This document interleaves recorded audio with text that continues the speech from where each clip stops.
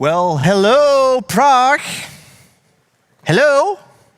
Ah, I was about to say, I mean, the room is quite full. Thank you. But I thought there was going to be a little bit more animo. All right. How's everybody doing? Enjoying update so far?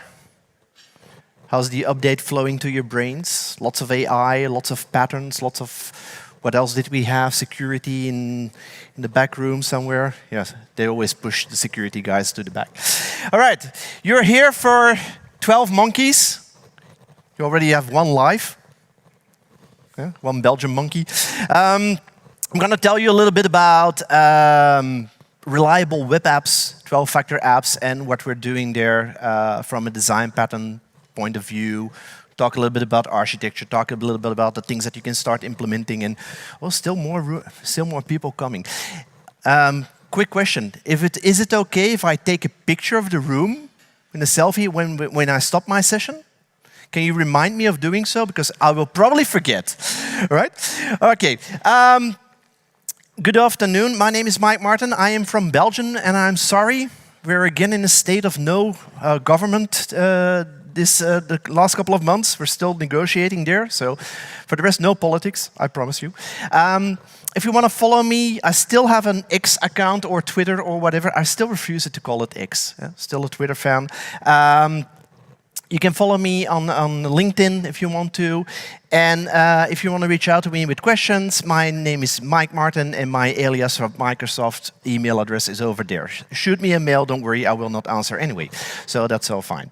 All right, and for that, let's get started. So what is this really about? A couple of years ago, I think it's 2010, 2011, there was this little thing called the 12-factor manifest, which described how a web app should look like from any kind of angle looking at a web app.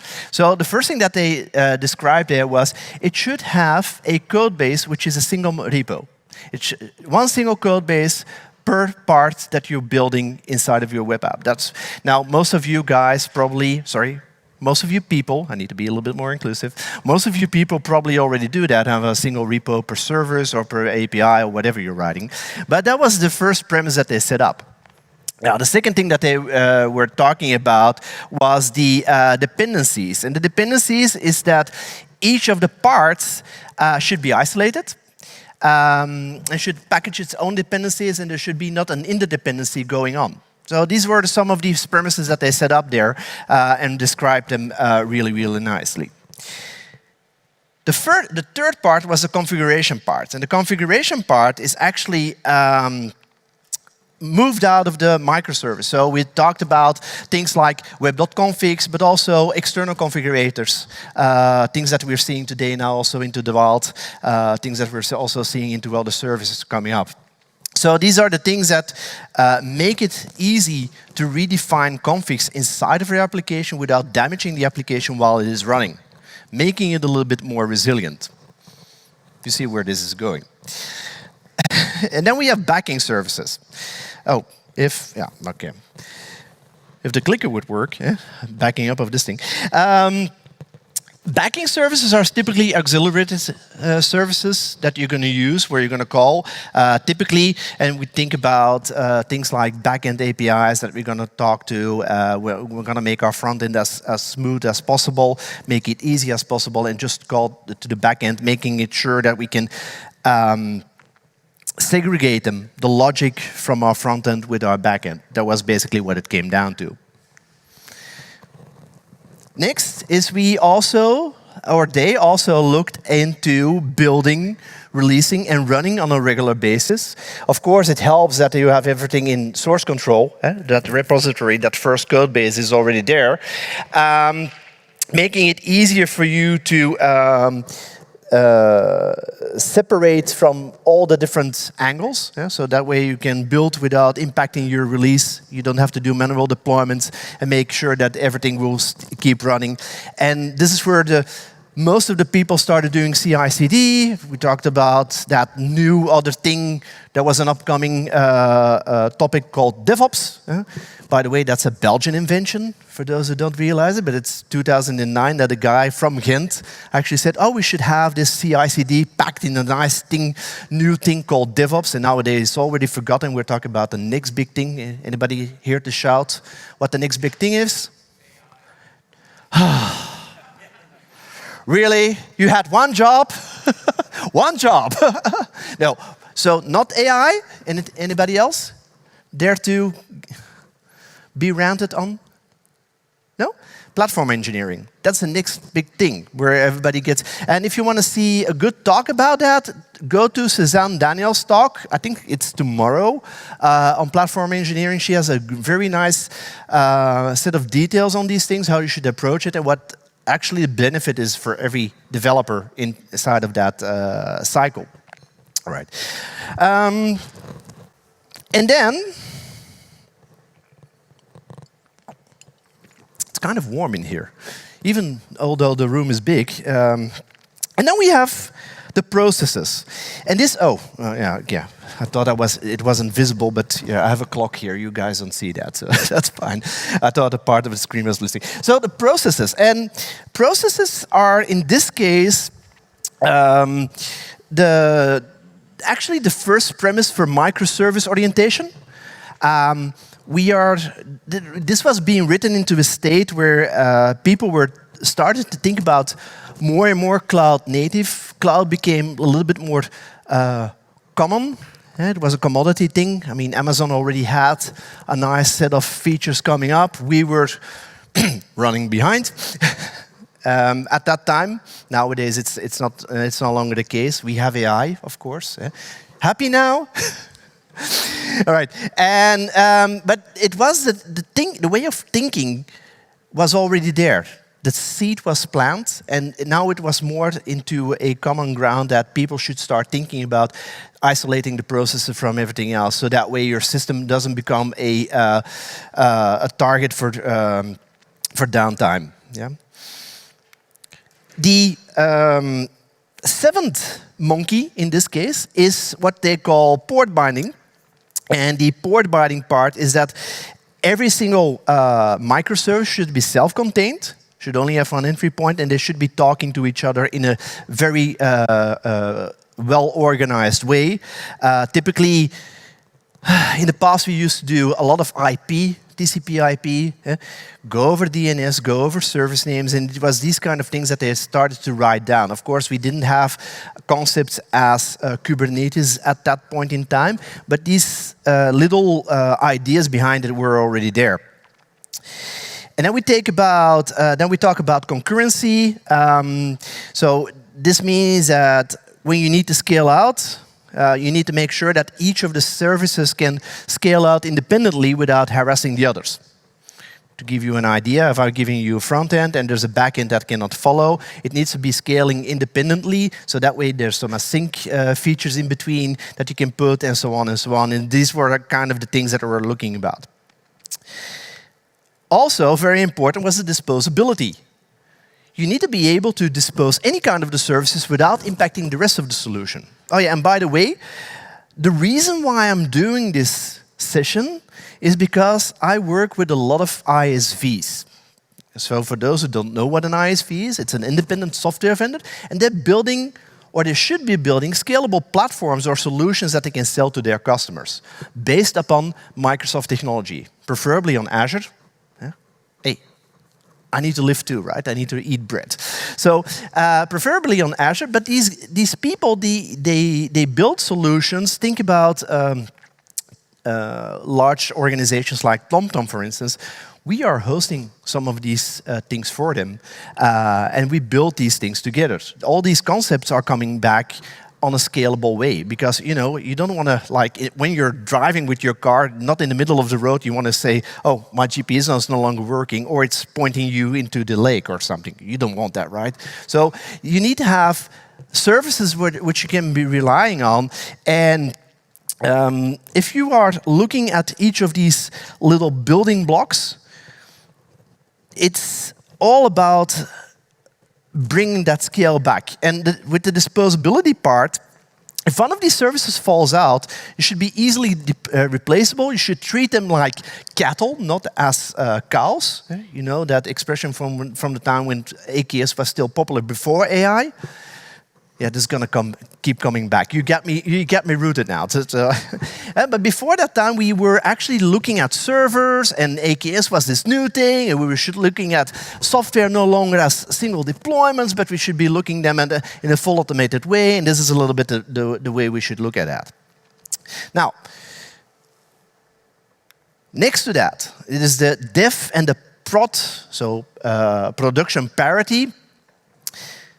That's always one that, for me, it always made sense. Why? Because this comes down to SLAs and cost. You don't want your production and your development environment as heavy as the other one. So if you have a production system where you have, for instance, M-series VMs under your Kubernetes cluster, fine by me, makes me happy, but you don't want that in dev. The CEO of the company will probably go bankrupt before you even start deploying into production at that point in time. So, but you need to make sure that all the features are there. It's a parity of the features and not really about the parity of the size of the services. Size doesn't matter in this case. Yeah. Hi. Sorry, you want some stage time? We can do this together. All right, and then one other thing which is really, really important is we are getting more into the state of identifying things within our systems. It's no longer just an application log. It's no longer just the memory in the CPU. Oh, is there anybody here responsible for monitoring? Raise your hand. One person. Is that it? Or 2 persons? All right, if I say monitoring, what are you monitoring? Sorry? Flows and Power Automate. And how do you monitor them? Custom build. Okay. By triggers of functions or something, or just a Power Automate. Okay. Okay.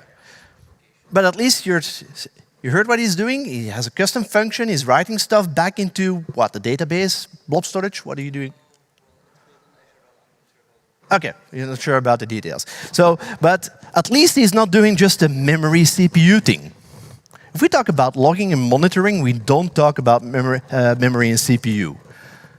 It's part of it, but we even need to go beyond that. And logging was one of the first things where they said, yeah, but you also need to put that into conjunction with the application parts, with everything which is in the performance of the application, with how the full environment is being handled.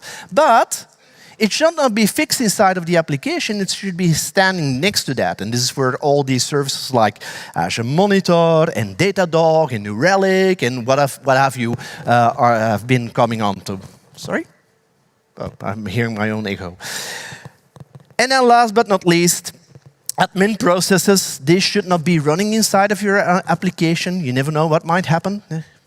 We all are there for the road when it comes down to security, but also for the ease of use. If some users are all of a sudden getting access without they knowing what they can possibly do wrong, this is something that should be handled by the platform builders themselves.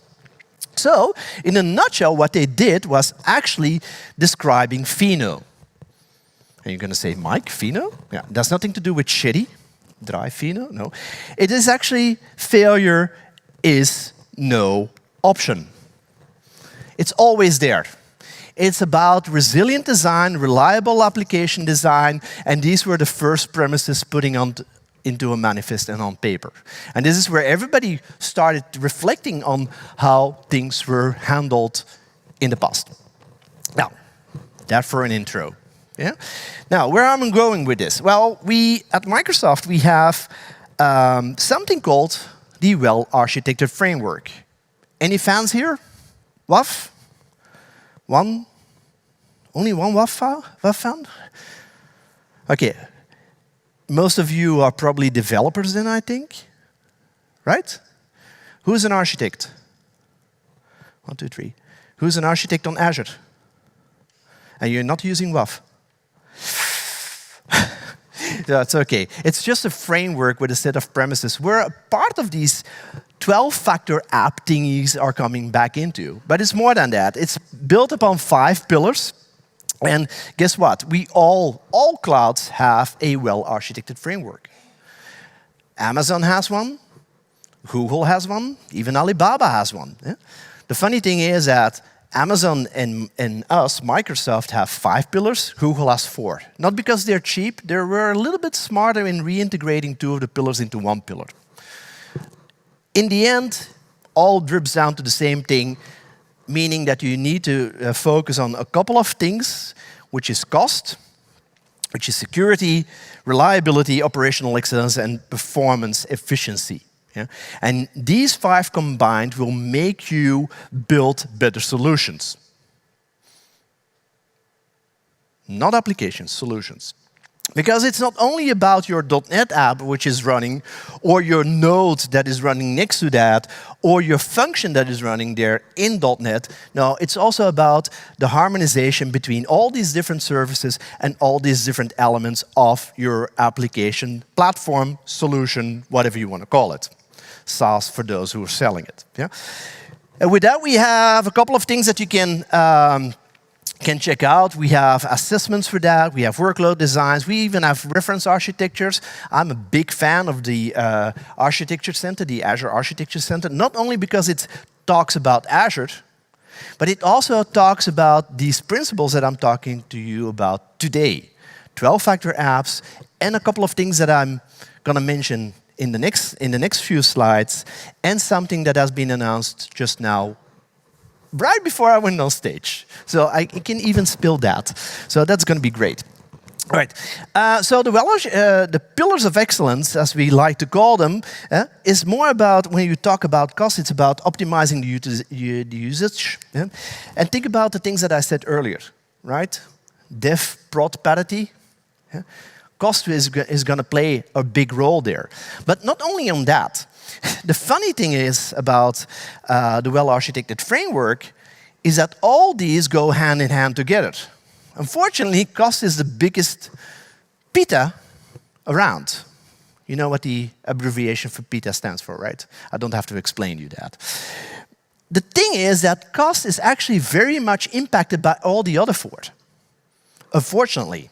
So, if I say, hey, my dear friend Stefan, I want you to build a more secure platform for me, well, the left-hand side will probably rise a little bit more. Because you need more logging, you need more tools, you need Defender for Cloud, you need all these nice and shiny little things. But you also need like a web application firewall, you need an API management system, and the build takes on.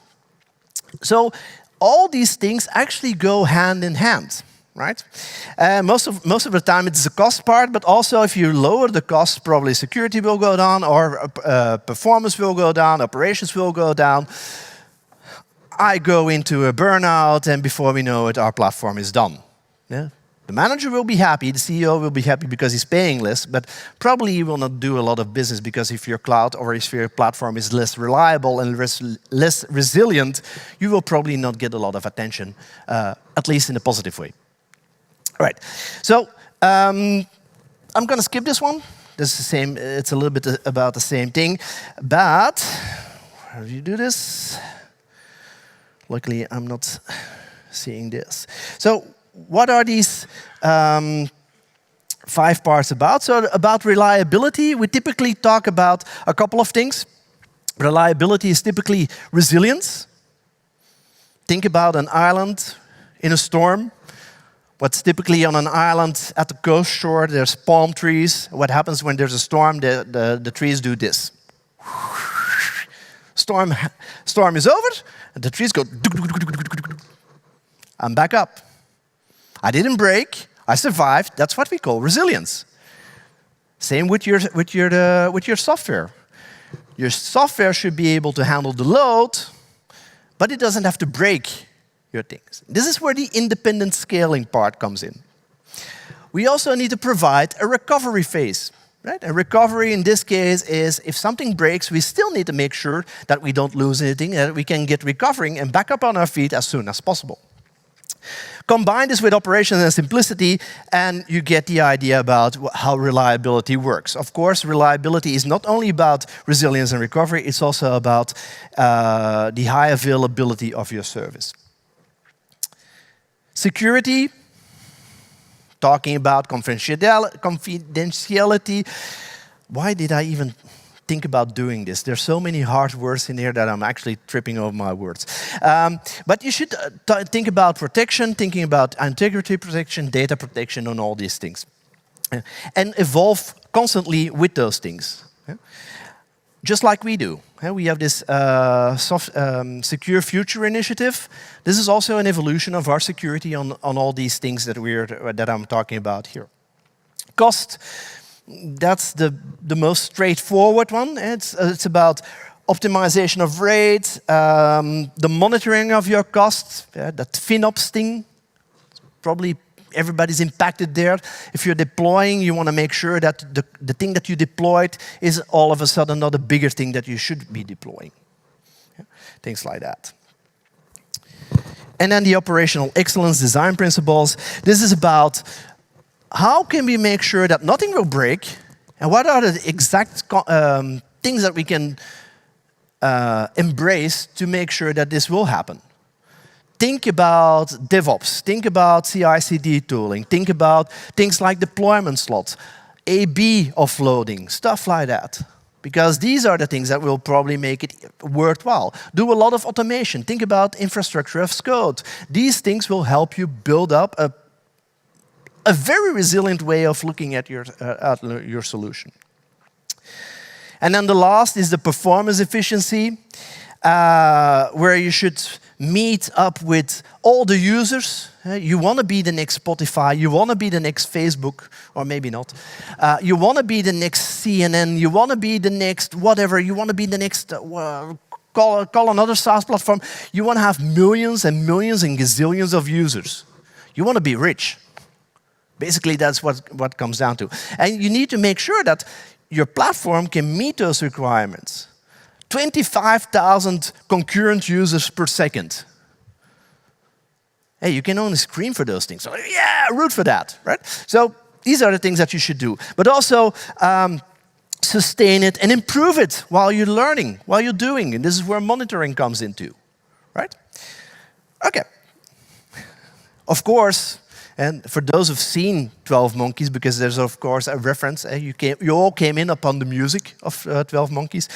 But one of the things that always stuck to me was, what's his name? Brad Pitt, not Brad Smith, as my manager would say. Brad Smith is Microsoft CLA's responsible.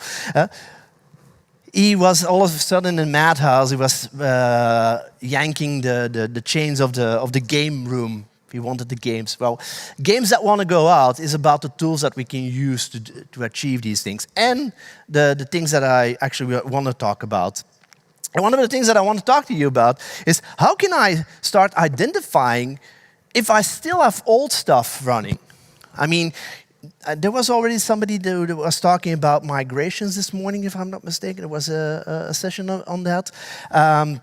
But if not, it's still valid. How can I make sure that my codes and my solutions meet the correct assessment for WAF? One of the things that you can do is use an extension inside of Visual Studio or the CLI package, because there's also a NuGet package that you can download, which actually does this for you. What this does, and I will quickly show you, if I can see my Visual Studio. Here we are. Voila. So I have a little application here. And what I'm going to do here is I'm just going to right-click after installing this, and there's this little button here called Replatform to Azure. What this will do is, just for the love of God, I'm going to minimize this. So you're probably wondering, what the hell is he doing? There's a little lag here, so I need to make sure that, come on. I try to, yeah, that's better. So there's a little lag inside of the screen I'm seeing there in the screen that you're seeing. So So this is the tool that has been installed, and I can create a new report out of this. It will ask me a couple of questions, so where you want to target your hosting. In this case, you can actually choose whatever target you want, but you can move it specifically to containers, to Kubernetes, app services, and so on. As Isaac said this morning, app services are still the OG. He's absolutely right. You should not underestimate the power of app services for that matter. So I'm going to go with the next part for all of them. I'm just going to set up the entire solution here. So this is a sample application that we have. So I'm going to go with Appla. There we go. And I should be able to do next. If not, I need to do the sources. Oh, yeah. Apparently I switched off. There we go.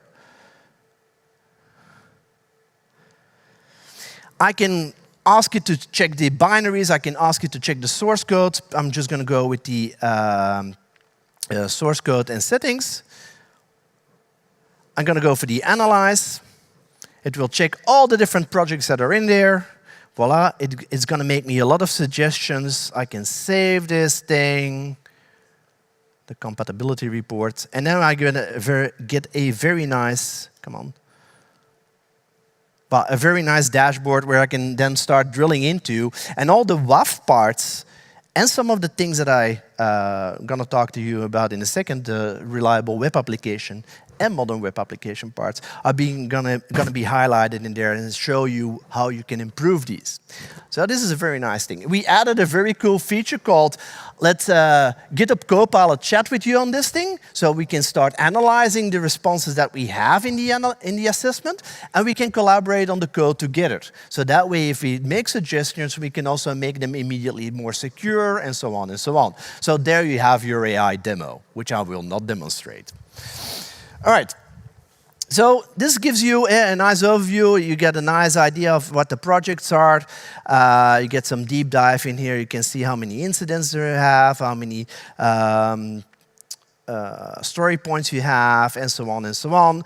And this gives you a good idea of what needs to happen. So I can take a look at components. This gives you some more insights here. So some of the services, and here you have, like for instance, there's local or net detection in here, so that's that binding thing that I was talking about. Some I/O operations should happen outside, and so on and so on. So we can have some optimizations there. Voila. Sorry for giving you the widescreen back again. I didn't want to blind you, but that's the thing that I forgot to do, is put out a good combination of dark mode and white mode. But I still didn't say a word about, you know what, the reliable web app. This is now the moment to talk about it. So 2 years ago, we started talking about the reliable web app patterns. It's a, call it a framework in a set of patterns and design patterns to easily and quickly adopt cloud without changing too much and making it easier for you to migrate your workloads into the cloud. Now, that's one of the things that we could do, but you can also use this as a primer for your greenfield solutions too. Right? It's based upon the Well-Architected Framework principles, and it's mostly based upon the reliability design patterns combined with managed services, things like you don't want to host your own queue, you don't want to host your own Redis cache, and certainly not in a container-based environment like Kubernetes.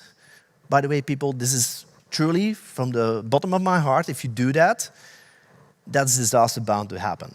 Never run a container with SQL, never run a container with Redis or Elasticsearch or something inside of your Kubernetes cluster, because the beauty about Kubernetes is that it is good at something really, really well. That's the life cycle of your containers. And if your container with your SQL crashes, what does it do? It recreates a new one, and sometimes it can even corrupt your database if you didn't do voluming right, and so on and so on. Same for Lucene indexes and stuff like that. So don't do that. Use a dedicated service. You will pay a little bit more, but it will cost you less if you're going down. And this is a resilience issue. So for that. All right. But And this is the beauty about it. Today, we also talk about the modern web app patterns, which is an extension to the reliable web app patterns, but more focused on newer features like microservice orientation out of the box. We talk about scalability through containerization, stuff like that. And we have this as a set of design patterns for both .NET and Java. I know this is a .NET conference, but it also works for Java. Now, and we just announced, and this is the good news, we just announced GA for the Java part today for the modern web app pattern. That means that for the .NET, it will probably come really, really soon. And that's the good news. And this is something you really can use as a greenfield part. The most important part here is that and this is something that I've been preaching for a long time, but now it's written in stone or written on a web page, and this is, if it's on the internet, it must be true, right? Now, come on, you should all be smarter than that, right? But we have it now on the Learn pages, on the documentation, where we really start focusing on decoupling every single layer that you have. Decoupling is important. Distribution is important. You shouldn't be focusing on a single tier. You should be focusing on multiple. And forget that there's a server. Just know that there's a service that you need to call. We all do Dapper, we all do Orleans, we all do all these things, but if we still keep focusing on these specific non-decoupled states, and each layer can be isolated from each other and scaling and failing independently, because that's what Fino is all about, and this is what the well-architected framework in the enterprise web patterns are also about. So, independent versioning and scaling. So we have some a set of reference architectures, and typically if we take a look at the reliable web application journey, we talk about conversions, then we talk about modernization, and then we talk about scaling. Now that modern web app part made that scaling a little bit more concrete, and from here out we can move on.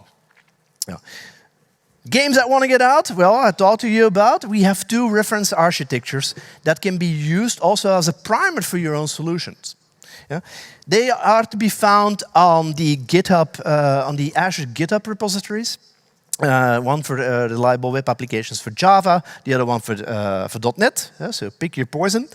And here we talk about a bicep deployment, which is the infrastructure as code, which is part of the resilience part and the operational excellence part, where we have a deployment of a front door, where you can then talk to the applications platform itself with application monitoring underneath, and this is all being deployed by just one single tool called AZD up, and that's it. So you just use the Azure Developer CLI, and this will make it easy for you to deploy them. Change some of the features for yourself inside of the bicep files, use them as a primer, and you can start walking away. I can show you the repository for a second, what it looks like. And since we're talking about the modern web part, let's talk about, here we go. That's the thing, yeah. There we go. See?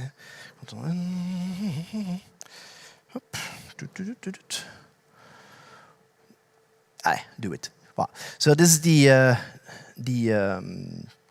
repo. There's documentation in there. There's even testing capabilities in here, talking about the reference implementation, giving you even a more reliable way and a more failover kind of way, because there's two kinds of deployments that you have. You have a development part and the production part. Remember the costing and the other thing that I was talking about, the dev production parity.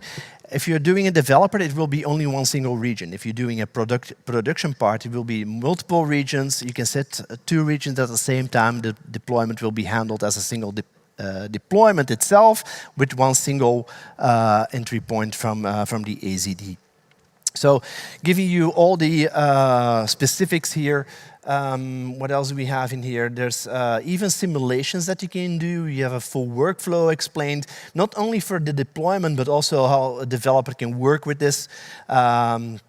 So it's very well explained. And it will even give you things like SLA calculation files that you can then start looking into how resilient and what kind of an SLA should I put up to my end users.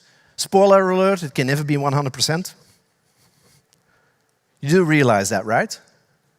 Because the best service that we have is 5 nines.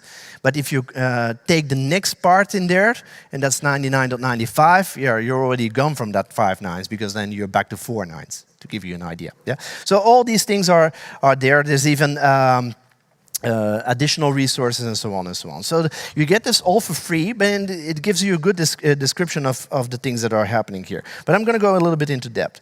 And the modern web application patterns actually adds a little bit more meat to the bone, because here we talk about message queuing for distribution of compute, where we can actually make some of the compute scale a little bit better by using the power of container apps, for instance. And we can also have other decoupled services in there with a more resilient way of looking at these things. So we just only add these 5 services in total for a modern web app approach. This allows you also to then start thinking about how my environment should be calculated from an SLA point of view. To give you an idea, this is giving you a combined SLA of 99.56, as I told you. And why is that? Because probably the blob storage is only 99.9. There is a couple of 99.95s, but everything else is almost near 4 nines. Yeah? And knowing that DNS zones is 100%, kind of. Yeah? Although we try, but DNS is very well proportioned worldwide. But these things actually play a big role. If you then put 2 regions down there, you will minimize your downtime from 38 to a higher availability of 99.98 if you're doing multi-region deployment. A wise man said, never take a single region dependency bet. And the funny thing is, he actually wears the same last name as I do. Derek Martin, very wise guy, lives in the United States, and he talks about resilience and how not to up in the cloud. And I bleeped out the other part. And he knows why, because he actually does the same for our services. He helps designing the Azure resiliency part together with the team of Mark Rusinovich. So he's a very smart guy. So the design patterns that have been implemented into these specifics are well documented. And just to give you an idea on how they are working, the upper 4 are the modern web app, the upper 5, sorry, are the modern web app part, and the lower 3, because there's an overlap with retry, are from the reliable web application part. So some of these patterns, the strangler is more about, and this is where tooling like front door comes in, to give you an idea, but also on the deployment part. If you're doing a strangler fig pattern, you have a combination of deploying multiple same solutions at the same time. Let's say, for instance, that you still have a legacy and you have a modern part, and you give a feature flag to your end user saying, hey, I want to start beta using your new part. This is actually, if you then start offloading some of your users to the new feature part, this is actually the strangler fig. And it will also give you the reliability a little bit better to your application, because if that other part falls away, the other users will probably also be pushed to that new part, right? It also allows you to do multiple deployments at the same time, because in this case, if everybody keeps then, when something is being updated, everybody else will be load balanced to the other part. So this is a little bit about reliability testing. It's about chaos. It's about even cost optimization, because if you have a very good division bell between the beta and the non-beta, you probably will have a lower skew of compute at one hand and a higher skew of compute on the other hand. Because typically what we do, how's the division bell typically? 80-20, right? Or 75-25. Yeah. So this is how this pattern works. The other pattern, one of the other patterns here is the queue-based load balancing, load leveling, right? Where you're going to have a queue, and then you're going to make sure that everything just in the back end just can follow. It's loosely coupling, right? So you want to make sure that not only your front end can scale, because if you have, let's say, a ticket master or a ticket site, typically they go like, oh yeah, Oasis is going to have a new set of. Yeah, okay, I had to make that joke, right? Anybody here waited 6 hours for a ticket for Oasis? Nobody? Nobody paid like 1,300 euros for a ticket on Oasis? I didn't. You have to be insane to do that. But it took them 6 hours to actually get a part in the queue. If your front end can scale and your back end can also scale for the processing, it will become a lot faster. It does have some mangling and some wiring needed, but it will work, you know. So this is where the queue-based load leveling will happen, and each of these layers will then be allowed to scale and fail independently, because if the back end falls away, your queue will still fill up, and nobody will fill it on the front end, and then they will be processed afterwards. That's the part of the loosely coupling. Competing consumers, not to be confused with pub/sub. Yeah? Because pub/sub is actually, so computing is actually, each message is passed to a single consumer for processing, where pub/sub can be passed on for every message. So there's a little bit of a difference here.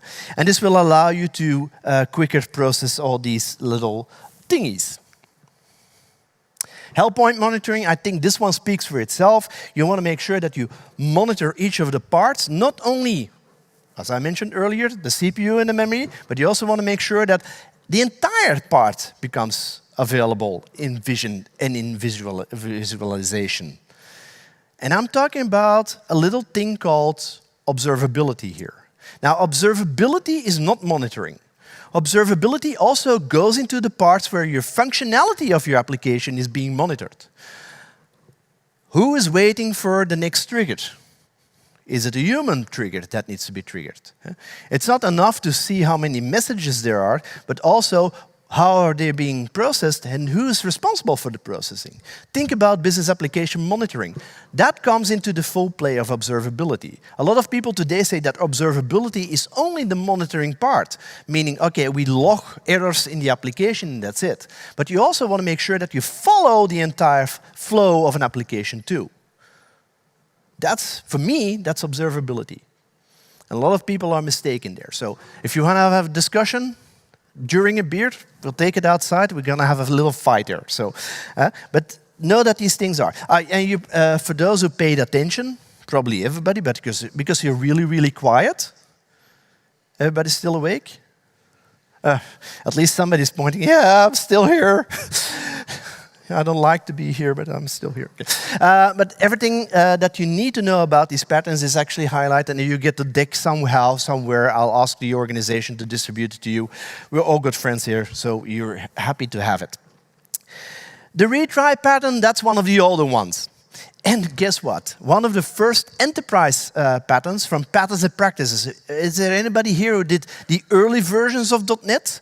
And the latest versions of Visual Basic, by any chance? Right, me! So there was this thing called the Patterns and Practices framework, where they had a transient fault block, building blocks, all these buildings blocks. Actually, the same thing coming over and over again. But nowadays, we have this natively in .NET. We have this natively in services like SQL Server, where you can actually actively talk to the database, and if it goes down, the best example there is Cosmos, for instance. If it goes down, you don't care. Cosmos will come back anyway, right? It's these things. And the retry pattern is one of the easy ones, but you can still develop for it if you need to. And caching aside, making your application queries far more faster. Not only lazy loading, but sometimes also fast loading from caching. This is where Redis and all the other caching mechanisms come into play. And then the circuit breaker, making sure that your solution doesn't break when something goes down. Yeah, that's basically, but I think most of you know this one very well. We, of course, need, and I need to speed up a little bit because I see that I only have like 5 minutes left, and I was afraid that I wasn't going to fill an entire hour, as always. The one thing that I still want to show you here is the importance of DevOps in this entire story, and why do bad things happen. Yeah. So there's a lot of things going on here, and it could be anything. It could be individuals, it could be a technical error, it could be a third-party error, you don't know. But for this, you want to make sure that everybody inside of your solution building environment is up to speed and can help out. If your infrastructure breaks, the one thing that you need to do is just press the button of your DevOps environment, and the infrastructure as code will be redeployed, or should be. Are we testing this on a daily basis? You should. Because every single deployment that you do, you should fully redeploy your bicep file. Doesn't only have the advantage of testing your infrastructure as code, it will also help you maintain DSC, desired state configuration. Making sure that nobody fiddles around in production, which should never happen, by the way. Developers having production access should be shot twice and hang up by their toes and set as an example for the rest of the lot? No, because you have no overview of what is happening. Or at least you tend to believe that you don't have. There's tools in Azure called change analysis, which actually shows what has changed next to yesterday or an hour ago. And guess what, my dear friend? Your name is on that list. Yes, I'm pointing to you because you're close by. So if you did do something wrong, I know where to find you. Yes. So, and the DevOps plays an important part. Why? Because it also gives you continuous feedback. It delivers automation. Oh, and let's all agree that DevOps is a practice and not a role. There's no such thing as a DevOps engineer. You're still a developer, you're still operations part, but you all play a role together, actively collaborating. In platform operations, just the same. Platform engineering, just the same. And everybody has a part in it. Everybody has a responsibility. Of course, with the principle of least privileges, because we all want to do it secure. Right. Infrastructure as code, I think I kind of explained what that was, but it gives you a safe way to redeploy quickly and make sure that everything stays in sync. Development, production, whatever you want to do. The cool thing about this thing here is that single source of truth, and we should use it like this. It's code. It's not infrastructure, it's code, and we should treat it like that. All right? As I said, so go on. It's not right once deploy anywhere infrastructure as code because you still need to change a couple of things, but that works. And another wise man, me, sorry, had to do this, said that cloud enforces DevOps. There's no way around it. Still valid, yeah. Even Brad Pitt agrees. There's no right, there's no wrong, only popular opinions, and I do agree on that one. Resilience and reliability in DevOps terms, it's more about. I'm going to go over this. It's more about isolating services, making sure that each of them can be deployed at speed in a very clean way. Now. The last thing that I want to show you is this thing. One more toy. It's a guidance for mission-critical applications. So we have RWA, we have MWA, we have the NBA. No. Mission-critical or always-on, as it used to be called in the past, is really about building up landing zones specifically for if you have solutions that need to be live 24/7, fully monitored, and fully resilient to any kind of things that might happen. This will cost you a lot of money most of the time. And now I cannot see my mouse area. Sorry, I just have to. And this will allow you to scale every single part of your organization and every single part of your platform in a very easy way. It gives you a very high availability as a low, with reliability, with the reliability tiers on top. And each of the stamps can be added as an actual region, so that way you can start moving into a more resilient solution. This is something that you can also find into the Architecture Center. There's bicep files, there's guidance on that you can use, and it allows you to do a consistent experience at enterprise scale. So this is really about scaling at its fullest with high availability. Yeah. You can find this on ak.ms Mission Critical. All the other parts are in these docs. So you have the Microsoft Azure docs. You should be able to find them by now. If you don't find them, ask Azure Copilot. It will probably tell you where to find the documentation.